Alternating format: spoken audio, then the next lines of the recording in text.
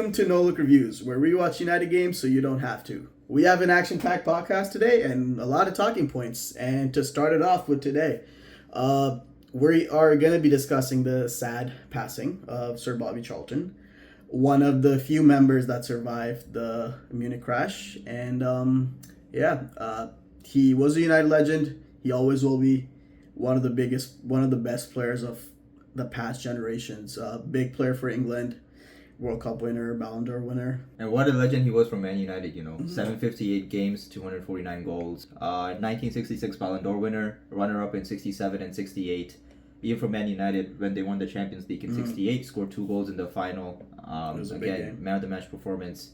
Even in the 1966 World Cup, he scored 3 goals for England. Scored 2 in the semifinals against Portugal, where they won 2-1. So, big game player, big legend.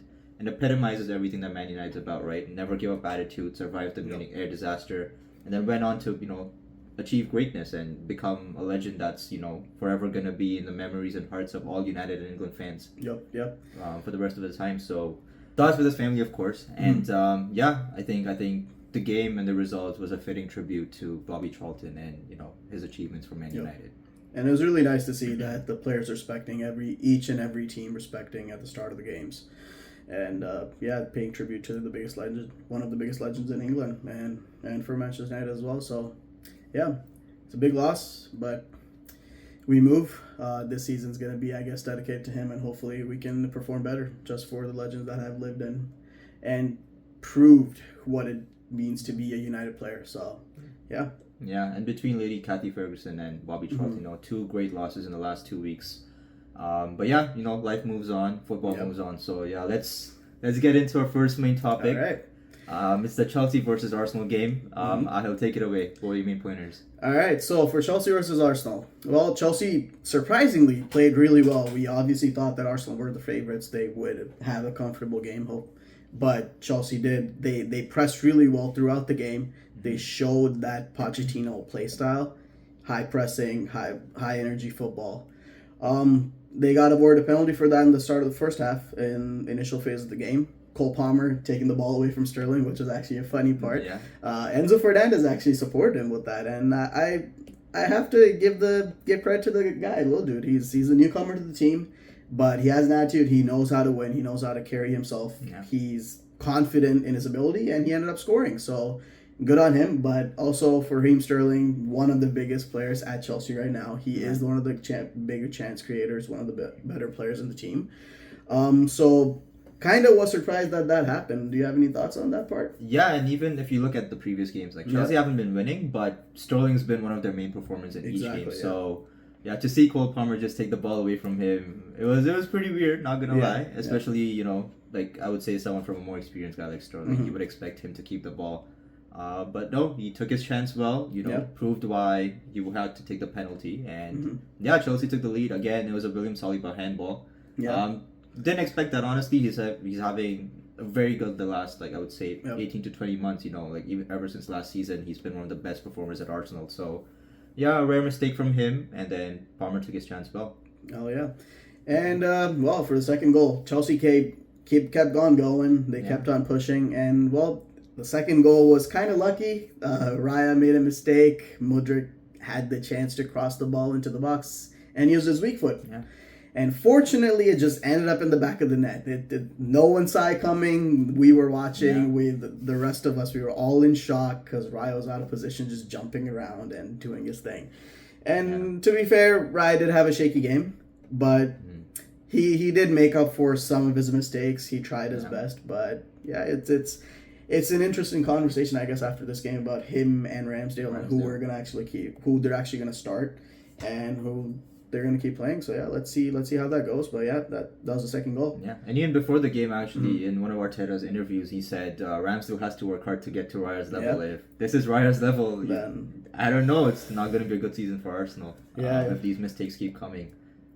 It was a very interesting situation there, let's move on to the second half. Well, as we know, Arsenal came back. They made a good comeback. Second half, they controlled the game, controlled possession. There was a lot of substitutions made that made the difference in the game. But the first goal actually came from Rice, and it was a mistake from Sanchez. A very unfortunate mistake. I don't think he was trying to do that. There was a player right in front of Rice who actually did not receive the ball too well, and Sanchez did not place the pass either. So Rice saw the opportunity, took the shot, and it ended up in the net. Similar to how McTominay scored a couple of years ago against City, but again, that was an empty field. Very much just a high press type situation. Just conceding off your mistakes. That's the sad part. And I guess Sanchez has a long way to go as well. He's still settling into the team. The team's itself is settling in right now. So let's see how that goes. And moving forward, Trossard's goal. Yeah. What do you have to say about that? Yeah, so again, ever since Rice scored that goal, I think Chelsea just the kings of their own downfall, I would say. They were controlling the game very well. It's just unfortunate how Rice scored, and then after that, the game just turned in Arsenal's favor, I would say. And then again, I think it was around the 80th minute, I would say, probably just before that. Good cross from Saka, cut into his left foot, got all the players off guard. And then Trossard on the back post at a tight angle and a very good finish. Again, I don't think Sanchez could have done anything about that. And then after that, Arsenal just kept pressing until the end, but luckily for Chelsea, there weren't a lot of... Yeah, I think if the game was 5 or 10 minutes more, Arsenal might have gotten a third, and then, Chelsea come back with no points. So, I would say, in conclusion, for Chelsea versus Arsenal, good game from Chelsea, I think. It was a much improved performance, I would say, from the start of the season. But good for us, United fans. Both teams dropped points, so hopefully it gives us some chance to catch up and, get into one of the Champions League places. Yeah, they are one of the teams that have a higher probability of being in the top 4, making it to the Champions League, and even maybe kind of challenging for the title, especially Arsenal, right? Because at the top right now, it's just Arsenal, Tottenham, and Man City at this point that we think that are challenging. Of course, Liverpool is still up there. They have had a shaky couple of games. They still made it through and still got the 3 points, which was very surprising, a lot of them. But we'll see how the season plays out. I do think this is handing into United's position. We can take advantage of it, but let's see how it goes. And we can kind of move that conversation forward to how United performed in their last game. And on to Sheffield United versus Manchester United. Yeah. All right, you want to start with the lineup, Socket? Yeah, so starting off with the lineups, 2 changes from the Brentford game. No Casemiro because of injuries, so Scott McTominay had to come in. Again, I don't know if Casemiro wasn't injured, if whether McTominay would have started, but luckily for him, no Casemiro. So McTominay in the lineup, and then Mason Mount out for Anthony.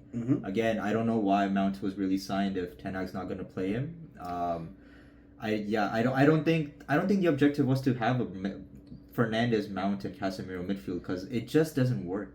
You look at the positioning of Fernandes and Mount, very high up, and then you just have Casemiro, who's not the most mobile. Yeah. Right? Leaves a lot of space in the midfield with those 3. So again, I don't know why Mount was signed, but so no Mount in this game. We had Anthony to provide some bit on the right.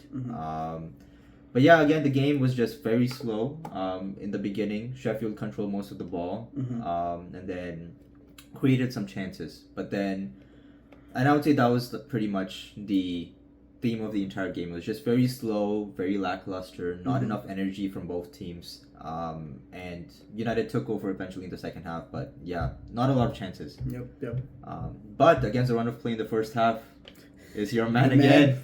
Mick Sauce. He scored a kind of scrappy goal. No one actually saw it coming. Bruno put in a ball high up into the box. He controlled it well. And to give him credit, he controlled it well, got the shot on. Scrappy shot, but the defenders didn't see it coming. The goalkeeper didn't see it coming. Then the ball ended up in the net. It was bottom right into the net, and I guess that's what made it worse for the goalkeeper. No expectation whatsoever of that happening. And I guess he has sort of the skill set of being in the right place at the right time, especially in the box. But unfortunately for us, that also played against us, because 3 or so minutes later, he was in our box and actually conceded a handball, which was a really funny situation. He saved the game, but then also kind of ruined the game in a way. I don't know if I want to really blame him for that exactly. The ball was getting crossed into the box. It was a difficult situation, but he did pull his hand out, which was a clear penalty and was given rightly so. And they ended up scoring. As usual, we score, we concede right after it. It's it's a really interesting pattern that we're kind of going with, and I just don't know how we can even make it better. I don't really know. Yeah, and you expect with 2 weeks off from the international break, like you would, work over these things, Yeah. right? Like these patterns of play, and especially the defensive frailties that we have. And you'll notice again from the wing, there was a cross at McTominay, hit McTominay's hand. We're still susceptible to wing play. I don't know what we're doing in training, to be honest, but yeah, again, 3 minutes after scoring we concede, and then game's tied again. So it took some time, but in the second half, we did show improvement. Amrabat was able to have more control over the midfield, and yeah, we had some more chances. Amrabat hit the crossbar. Bruno's free kick hit the crossbar, but all half chances. I don't think there was anything else. There's nothing really going for us too much. The whole team was doing what they needed to do. No one was doing anything special. They were kind of sticking, I guess, to the game plan maybe. Yeah. I don't know what exactly was happening there. The formation was fine. Obviously, Lindelof was at left back, which isn't exactly his best position. He has been playing really just not great in that position. We can talk on about it later on, but yeah. Anthony trying his best to create chances. He just came back. It's been a long break for him, so I get it that he's still not catching up to form. He wasn't exactly in form before he left. But, he tried his best, created some chances. Rashford had a shot on goal that was pretty close. Went across the goal. Someone could have... Yeah. There could be someone just there tapping it in, but unfortunately, Højlund did not have the best game. We can agree on that. Missed a couple chances. There's a couple crosses into the box, but yeah. Nothing crazy. And then we saw some magic from our Portuguese Magnifico. Actually, that's not that one. So not that one. So this is the other one. But yeah, Dalot did put on a display. He got into that central position that he has gone into for Portugal. He scored the similar goal. A finish into the top right corner, top bins. It was perfect. The goalkeeper actually got a touch on it, but it still went in. Those are type of things we do need in our team. Like more people need to be getting into those positions. More people need to be performing in that way, and kind of playing to their strengths. But we just don't see that enough anymore nowadays. So yeah, what are your thoughts? Yeah, I think again, just like the Burnley game, it took a wonder goal to bail us out, and this time it was Dalot. Again, like you mentioned, we've seen him done that for Portugal. Actually, on his weaker foot. But no, it's good to see that from him. Again, I think he's someone that has his dips and peaks and forms. But no, it's good to see him back in a good form. I think even throughout the game, he was pretty solid. Didn't think there were any chances from his side. Even the cross for McTominay's goal was from Lindelof's side. So Dalot had a good game. And then, like you mentioned about Højlund, he was my player of the week last week, but this week didn't have much of a good game. I would say he got in good positions. That's one of his strengths, and I think that's good to see from a young striker. But missed his chances completely. But again, he's a very young player. He's a raw striker. It'll take some time for his skills to be refined. Still settling in, yeah. Yeah, Martial came on in the 60th minute, and he didn't look bad. Did his job well. I was impressed with Garnacho again. I think it's a pattern from the start of the season. You will see that if he starts the game, he's not exactly up to par. Yeah, he doesn't have that much of an impact, but he's a great player off the bench. I think him and McTominay are two players that if we're ever in a situation, we can put those two on, and they can create an impact. Like Garnacho with his directness and just taking on players and creating chances, and then McTominay, just being a presence in the box, and with his touch and finishing, I think those two are good assets to have going forward, especially in the second half. 100%, yeah. I mean, Martial's been showing signs of improvement. He's kind of getting his confidence back. He still hasn't been able to finish his chances or really do anything in that realm, but he's been dribbling around. He's been moving with the ball. He drops deep. He's kind of like a Gabriel Jesus in that sense. Like he comes back as the number 9, false 9, plays those passes, creates those chances. Obviously not up to that level at this point yet, but hopefully we can see the old Anthony Martial that used to just run around defenders and create difficult situations for them. As much as I like hearing that, this has become a cycle for the last 3 or 4 seasons. Martial comes back from an injury, plays really well. You think, okay, Martial's back, the guy we paid 50 million for, with the Ballon d'Or clause in his contract. But then again, something or the other happens. Either then he dips in form, or it's just a bad injury that rules him out for months. So I don't know about Martial. Yeah. Hopefully, if he can just stay fit, I think that would be a huge asset to us. With Højlund playing majority of the games, and then Martial coming on to take off the load and create some quality himself. 100%, yeah. I feel like he's more of a confidence player as well. Yeah. And same with Rashford. This game we saw Rashford like running down the line. He's doing his thing, kind of creating chances, but he just doesn't take his opportunities anymore. He's not. I remember one or two of opportunities where he could have taken a shot, but he did not. He opted to cross the ball in or pass the ball in, and there were situations where he should have done it, and he did improve on his decision making in that sense. But he also stopped taking the shots that we expect him to take, and that would kind of go in or at least create a difficult situation for the goalkeeper and the defense. And it's surprising because if you look at the games in the international break, like the goal he scored against Italy, that was a sign of the Marcus Rashford from last season. Taking on two defenders, cutting in, and then just shooting bottom corner with all his power, and the keeper had no chance. But I don't know what happens when people play for Man United. They just don't. I don't know. It's a mental block or it's just too much pressure from fans, but they just don't seem to perform. Yeah. Again, this game we just didn't do anything special. We got to start sticking to the basics. We got to start improving that bottom line basic part of the game, right? Like we have to start pressing. Our high pressing is not as good, and I'm gonna give Chelsea the credit. Like they showed last night, like 2 days ago, like the pressing that we should be doing. Yeah. One of our players presses, but the others just stay back and do their own thing. And I don't know why we cannot learn how to press as a team and cover up for the other player. But slowly but surely, I guess we're seeing differences in the performances, and hopefully we pick up on those transitionary phases. But yeah, I think the Copenhagen game is going to be a good test. I think we'll have some players back from injury. Varane was on the bench, came on against Sheffield. I think he'll start probably against Copenhagen. I'm not sure actually about Ahmad. Seen him in training.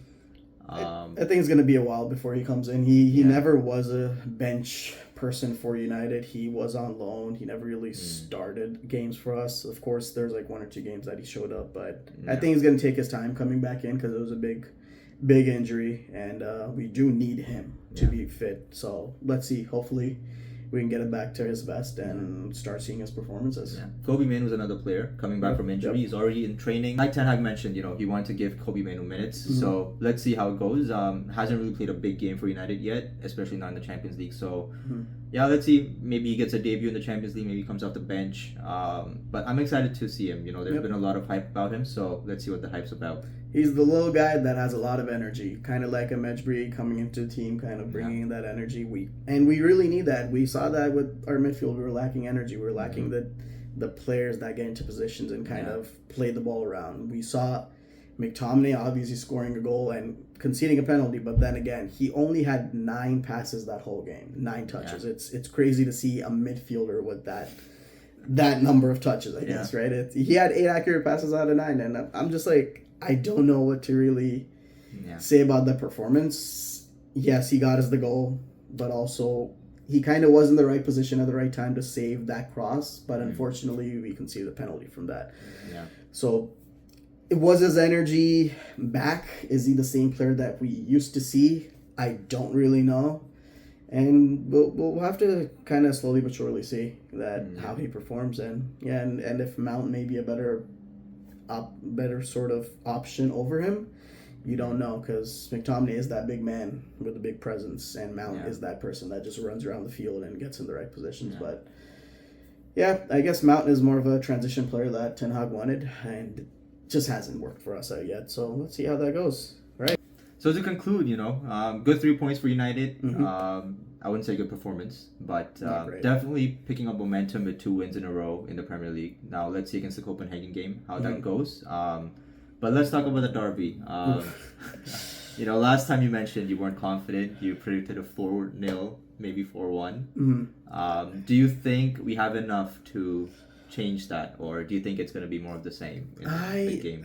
I don't know. I still don't have that confidence. Like, City's just a different team. Like, it's obviously not the same situation as we get into with Liverpool, because once Liverpool catches on to us, they catch on to the game. They keep scoring goals. Yeah. And unless we can break that sort of form, like, we just keep conceding, like we saw last year, unfortunately. And it was an unfortunate game. But back to City.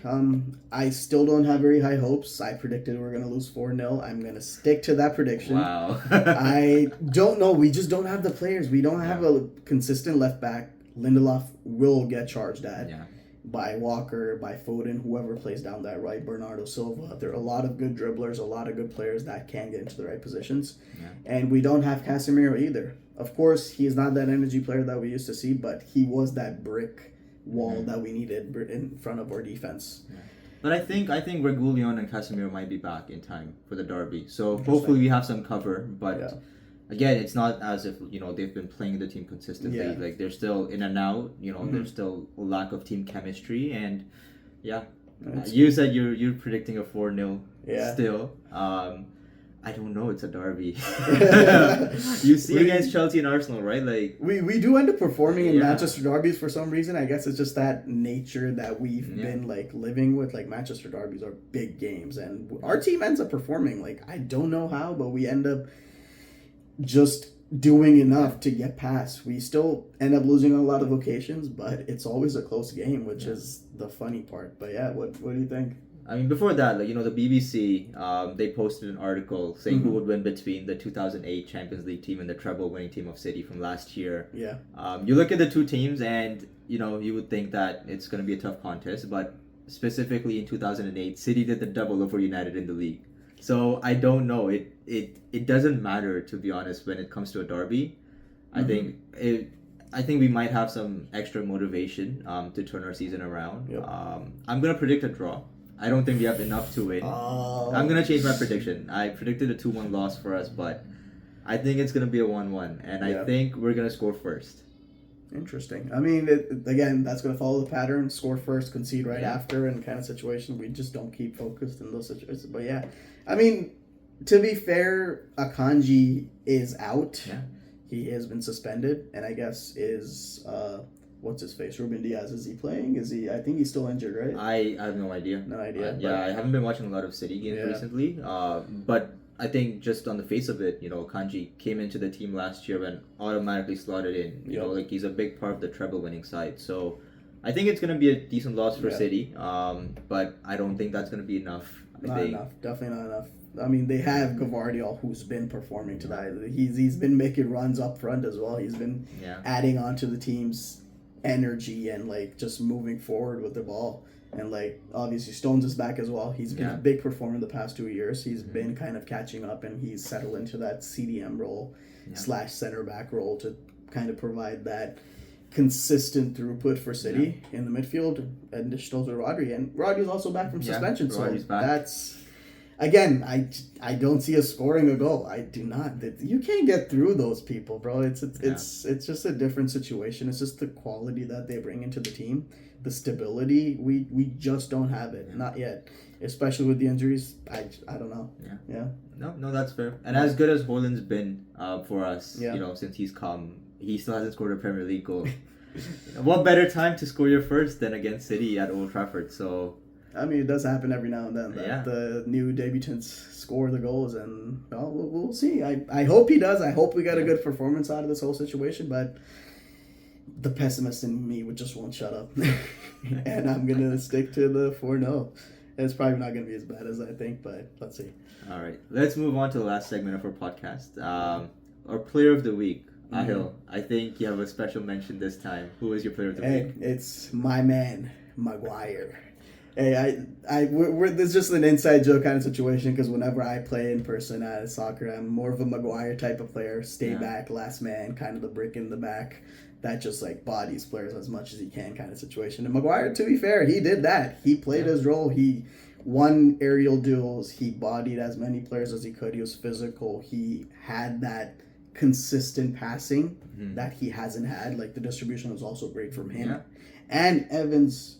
Again, that experience from Evans really helps, and I guess just that second half, like when we did have the control, it was mainly Evans, Maguire, and Amrabat kind of finding their way and kind of getting to good positions and getting good balls across the field.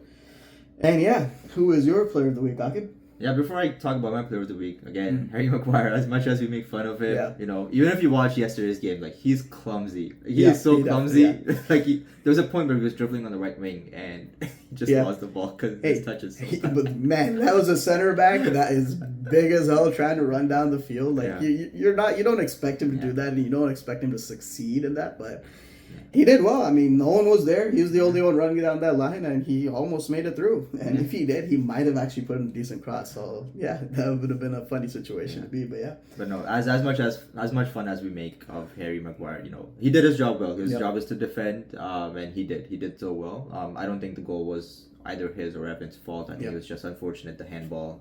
Other than that, Sheffield didn't create any chances. So exactly. No, I think it's a good shout, Harry Maguire. For myself, I'll go with Garnacho.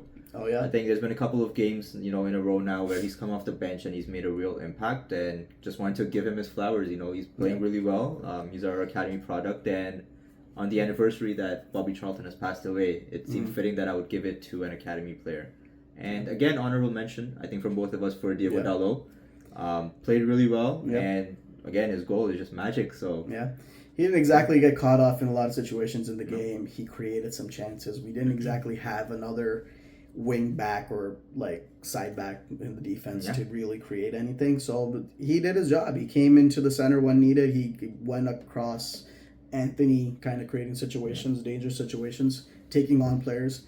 And again, this is a talking point for all of us. We were discussing it with our friends as well. Like, he is good going forward, and he is good, like, kind of passing down the lines and creating chances with Anthony. So I do give him, he took his chance. Like, Wan-Bissaka got injured, and Dalot came into the team, and he fell in well. Like, he's been performing. Of course, the whole team hasn't exactly been up to par. I didn't really want to give a player of the week or clown of the week this week because, again, nothing special for our performances. Everyone did what they needed to do, and that's where we kind of are at this point, right? So that's what we can ask from the team, and that's what we need from the team at this point. At least do what you can, and then we'll figure out the rest later, right?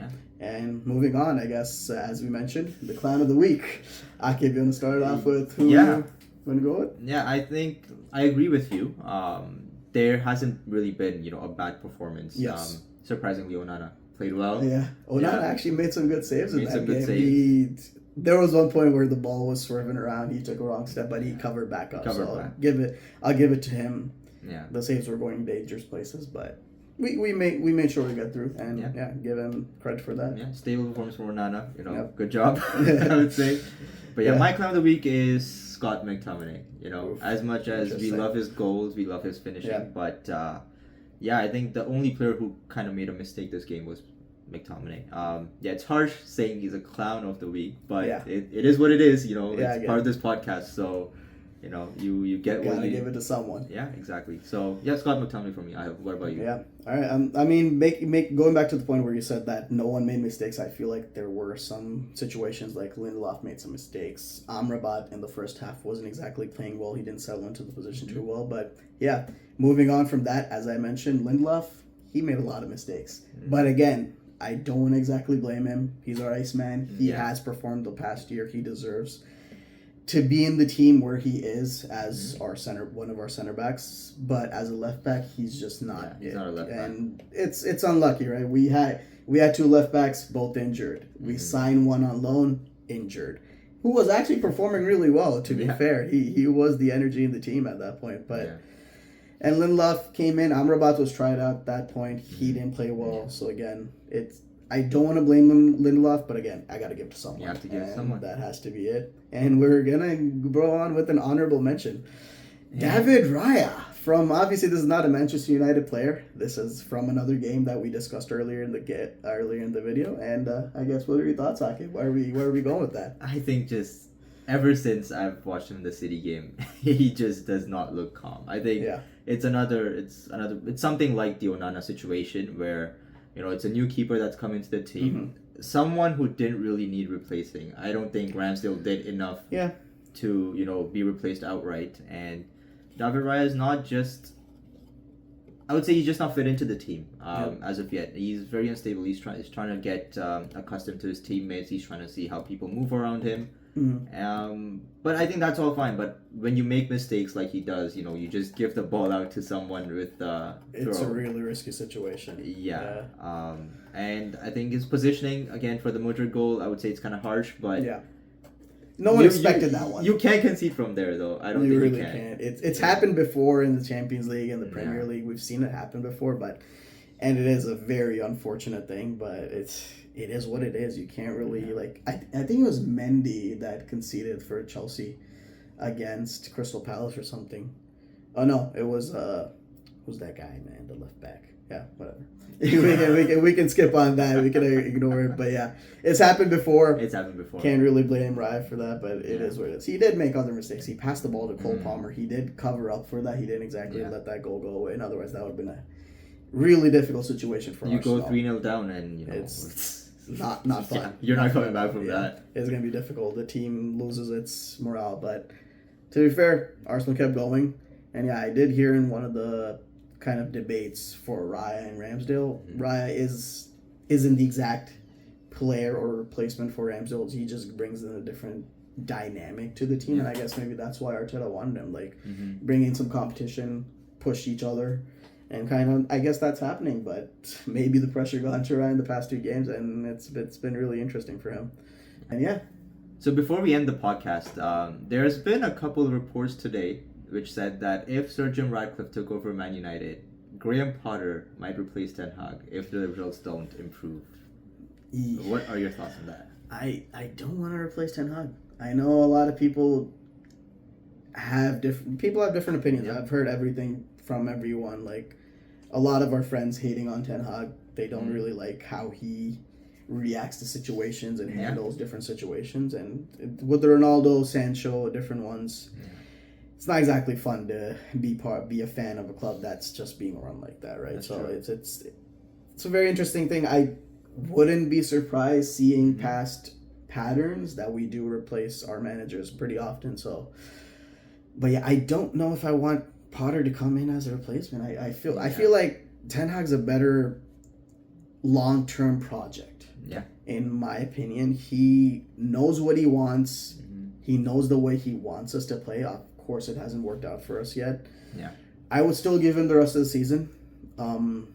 Maybe next season as well, seeing how we finish the season. Of course, we started off really slow. Yeah. But it was also unlucky because of the injuries. But yeah, what are your thoughts? What do you think? Yeah, I don't think it's a good idea to replace Ten Hag, especially at this point. Even with the existing structure with the Glazers in, we all say that he needs time because he just doesn't have the structure or the resources to create a team that's going to perform at the highest level. With someone else coming in, I think he still needs more time because it's going to take time for the new structure to come into place and to actually come to fruition, right? So I would give him this season, without a doubt. Doesn't matter how the results go.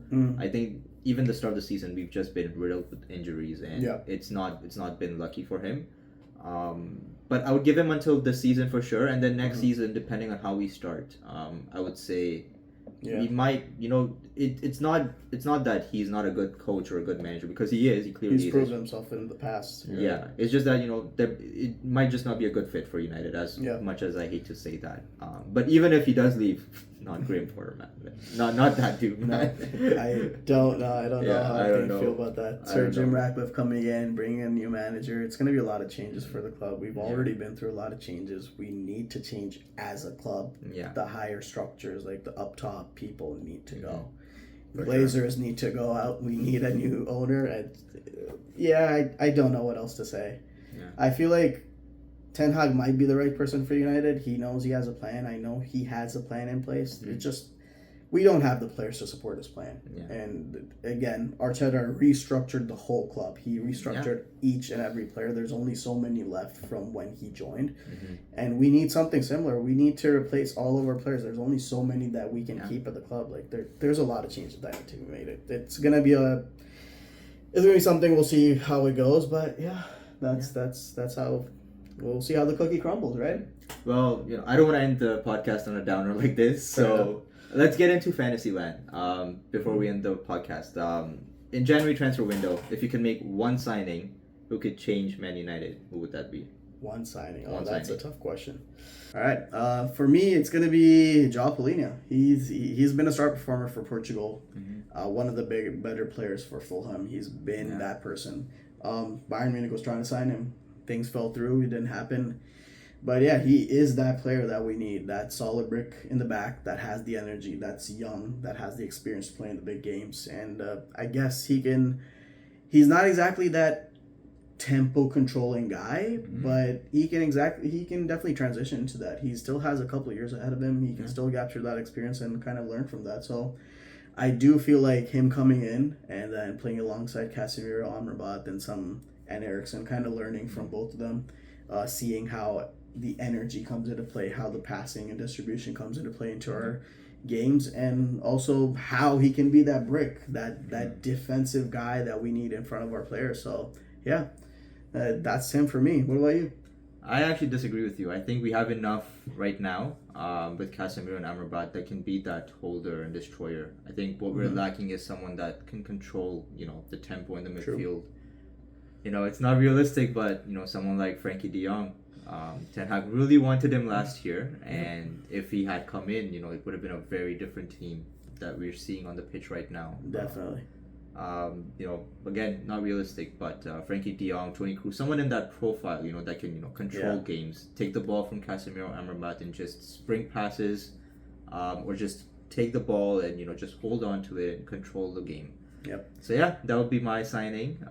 Feel free to comment below actually if you think there's going to be a signing that can change Man United season. And thank you so much for watching. Hope you enjoyed this video. Feel free to like, share, and subscribe. And see you next time. See ya. Bye. Peace.